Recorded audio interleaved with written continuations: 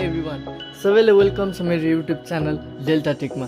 So आजको भिडियोमा हामी एकदम इन्ट्रेस्टिङ एउटा वालपेपरको एपको बारेमा कुरा गर्छौँ, एकदम लाइभ वालपेपरको बारेमा कुरा गर्छौँ। अगाडि तपाईँहरूले प्रिभ्यूदेखि नै सक्नु भइसकेको छ। यस्तो टाइपको चाहिँ हामीले कसरी डाउनलोड गर्छौँ भन्ने कुराको चाहिँ आज यस्तो रमाइलो भिडियो बन्दैछ है। र फर्स्ट अफ अल हामीले के गर्नुपर्छ भन्दाखेरि चाहिँ होइन, सबैलाई थाहा नै छ। First of all we have to go to play store. र अब म प्ले स्टोरमा गइसक्यो। प्ले स्टोरमा गएर के सर्च गर्नुपर्छ भन्दाखेरि चाहिँ बेटा फिस भनेर सर्च गर्नुपर्छ है।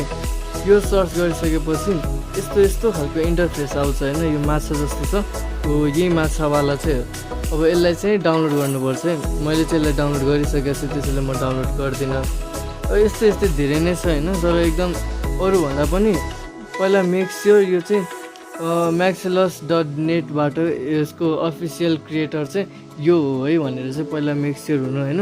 त्यसपछि चाहिँ त्यसपछि म यसलाई खोल्छु। अब लाइभ वालपेपरमा जाऊँ। सो लोड भइरहेको छ, एकैछिन वेट गरौँ। ल आयो। ओहो, अब यस्तो खालको वालपेपर देख्छौँ होइन, एकदम टच सेन्सिटिभिटी पनि छ। अब पहिला म यसलाई वालपेपर सेट गर्छु, अनि त्यसपछि चाहिँ यसको सेटिङ्सहरूको बारेमा चाहिँ म तपाईँहरूलाई भन्छु है त। Home screen and lock screen यो भइसक्यो होला। हो ल हेर्नु त, ल एकदम लाइभ वालपेपर कोही फिस भन्ने हुन्छ, त्यस्तै रहेछ यो वालपेपर पनि एकदम राम्रो रहेछ। ल म यसको सेटिङ्सको बारेमा कुरा गर्छु है।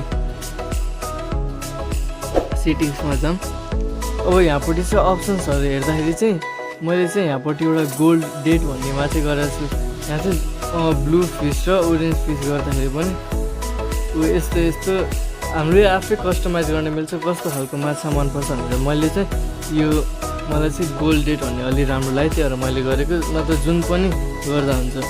अब यहाँपट्टि के अरे यो माछा चाहिँ कस्तो खालको मुभमेन्ट कसरी गर्छ भनेर चाहिँ डिसाइड यहाँबाट हुन्छ भन्दाखेरि, अब हामीले चाहिँ कि त सेन्टरमै धेरै जस्तो घुमिरहोस् कि सर्कलमा घुमिरहोस् कि त स्पाइरल फर्ममा घुमोस् भन्ने हुन्छ। अब अलि हेर्न मजा आउँछ भनेर मैले चाहिँ सेन्टरमै घुमोस् भनेर गर्दैछु। ब्याकग्राउन्ड स्क्रिन अब ब्ल्याक राख्ने नै राम्रो हुन्छ। यदि अरू राख्यो भने कस्तो देख्छ होइन। म एक्चुअली ब्लू राखेर नि देखाइदिन्छु। ब्याकग्राउन्ड कलर ल अलि ब्लूतिर जाउँ है। ओके गरौँ।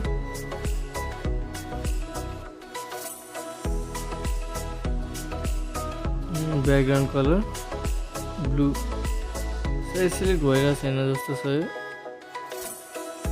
यो। कुनै एरर त देखिहाल्छ। ल अर्को अरू हेरौँ न। कस्टम माछालाई कस्टम कलर पनि दिन सक्छ होइन, जुन मन लाग्यो त्यही कलर पनि दिँदा हुन्छ। यहाँबाट दिँदा हुन्छ। पहिला यसलाई चाहिँ टिक गर्नु पऱ्यो, अनि त्यसपछि दिने। अनि त्यसपछि यसले चाहिँ एउटा यहाँपट्टि एउटा पार्टिकललाई यसो खाइरहेछ। यसलाई चाहिँ कसरी चेन्ज गर्ने भन्दाखेरि यसलाई चाहिँ टार्गेट भन्छ होइन। यो टार्गेटको कलर चाहिँ यताबाट कस्टमाइज गर्न मिल्छ। यसलाई मैले रेड राख्न पनि मिल्छ होइन। रेड राख्यो भने यो चाहिँ एउटा रेड बलको पछि गइरहन्छ। यसरी रेड बलको पछाडि गइरहन्छ। अब यस्तै छ। भित्रभित्र झन् एक्सप्लोर गर्दै जाँदा अब बबल चाहिएको छ कि छैन, बबल यो फिस पार्टिकलहरू यिनीहरू सबलाई गर्न मिल्छ। अनि अर्को सबभन्दा इम्पोर्टेन्ट कुरा के दिएछ भने यसमा चाहिँ यस्तो इन्ट्रेस्टिङ फिचर्स के दिएछ भने यहाँ जाइरोस्कोपको बारेमा कुरा छ क्या। जाइरोस्कोपमा गर्दाखेरि मैले यसलाई म्याक्सिमम भ्यालु दिएर, हुन चाहिँ बाई डिफल्ट 0 हुन्छ। मैले चाहिँ यसले भित्र हेरिसकेको थिएँ। अब यसलाई +2मा जाँदाखेरि चाहिँ +2 गर्दाखेरि मोबाइलले यसो हल्लाउँदाखेरि पनि यो पार्टिकलहरू अलिअलि मुभ गरिरहेको हुन्छ। यो फिचर्सले मलाई नि एकदमै मन परेको छ है। अब यसलाई म एकैछिन अफ गरिदिन्छु। अनि एउटा अर्को कुरा आयो फ्रेम्स पर सेकेन्ड FPS। यो चाहिँ बाई डिफल्ट म्याक्सिमम FPSमा नै चलिरहन्छ। यो जति म्याक्सिमम भयो त्यति नै एकदम स्मुथ चल्छ। यसलाई मैले अफ गरिदिएँ। अब यो के अरे यो माछालाई चाहिँ अलिक भएन, यो त कहिले टाढा जान्छ कहिले नजिक जान्छ। अब यसको फुल भ्यू हेर्नु छ, कसरी हेर्ने भन्दाखेरि चाहिँ यहाँ एउटा अप्सन हुन्छ यतापट्टि बबल्स होइन, फिस साइज हो। अब यसमा चाहिँ बाई डिफल्टै हुन्छ, बाई डिफल्टबाट हो। अब यसलाई -3 गऱ्यो भने चाहिँ यो माछा अलिकति सानो देख्छ, तर नि एकदम राम्रो देख्छ। अब अर्को फिस साइज यता जाऊँ। अब -8मा गर्दा के हुन्छ भन्दाखेरि चाहिँ यस्तो देख्छ माछा।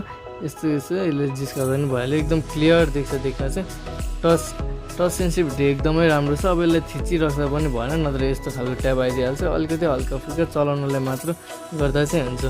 तर बाई डिफल्ट नै एकदम कहिलेकाहीँ राम्रो नै हुन्छ। बाहिर जान्छ नजिक आउँछ, बाहिर जान्छ नजिक आउँछ, एकदम राम्रो छ। So thank you for watching my video. यति नै हो होइन। म यस्तो एन्ड्रोइड एपहरूको रिभ्यू चाहिँ ल्याइ नै रहन्छु। तर सबभन्दा इम्पोर्टेन्ट चाहिँ तपाईँहरूले पहिला सपोर्ट गर्नु पऱ्यो।